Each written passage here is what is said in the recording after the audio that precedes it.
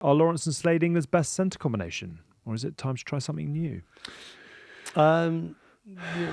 Yeah, but who are you gonna put there? Who are you going to call? Ghostbusters? No, they're not. Really. Would you try Freeman at 13? So then you're doing quite a lot of shifting around to someone. My worry is if you then put Freeman at 13 and he plays like Slady's role, then he disappears like Slady does. So you're saying it's the system rather than I've said this for a shirts. long time. The system is not built for your centres unless they want to go and get in the game. And at the moment, they always put the system before themselves, which is great from a team point of view. But if I was Ollie Lawrence and I made as many line breaks as I make in the limited amounts of time that I get to touch the ball, I'd be going, I need to touch the ball more. And they just don't get that. There's not once where England will go and just throw the ball across the front and let Slade have a run around the field and try and manipulate a 3 on an edge with the 3 that he's got outside him and maybe a winger coming round. They just don't do that. And I think that is a fundamental flaw, is that when they have fast ball, they don't just go to where the space is and trust their players to attack. They always have to go through a pair of hands, then back to a 9. And, you look at France and they grow, they sort of shrink and swell. They'll have 13 around the ball and they'll go wherever they've got numbers, and they'll send multiple numbers at the line and they'll make a break, or then they'll just fire an offload and everyone flows through. Everyone's got specific roles of where they need to be about keeping width and everything else. And if they're not in that position, they'll probably get bollocked. But then someone will make a half line break and end up being isolated because no one's there, because they're waiting for the next phase.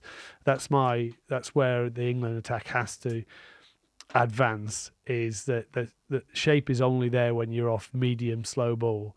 When it's fast ball, you just want people running at the line. You want Marcus getting the ball in his hands fast and him bouncing across the line. Forwards can sweep him up. Does that come with confidence? Knowing, really drilling down on the detail first to get to know it like the back of your hand, and then you can push that. You can push in front, but they haven't got that as yet.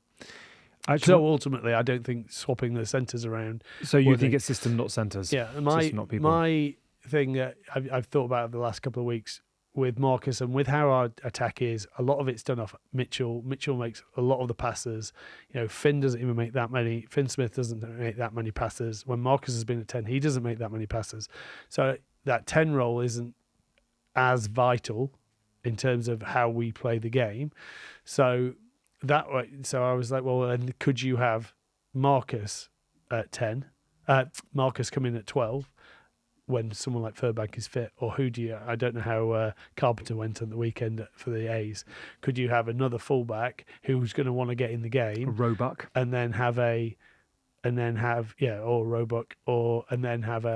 Marcus play 12 and just go, like, Marcus, you get in the game, because he always gets in the game, Marcus. He knows how to find his hands on the ball, whether that's the first defender on the right or the left or opposite to Finn Smith, and him bounce across the field, because he ultimately still beats probably the most amount of defenders that you'll see from an England perspective, and gains the most amount of metres. So is he worth having as someone, and then you can push Lawrence out? So is your view on Marcus Smith, he has to play, it's a question of which shirt he wears rather than the alternative? At the moment, I think he has to play, because I think he's the one who offers the most amount of creativity in terms of how he can manipulate people at the line. And he's powerful. What was your view of him at 15 in the Calcutta Cup?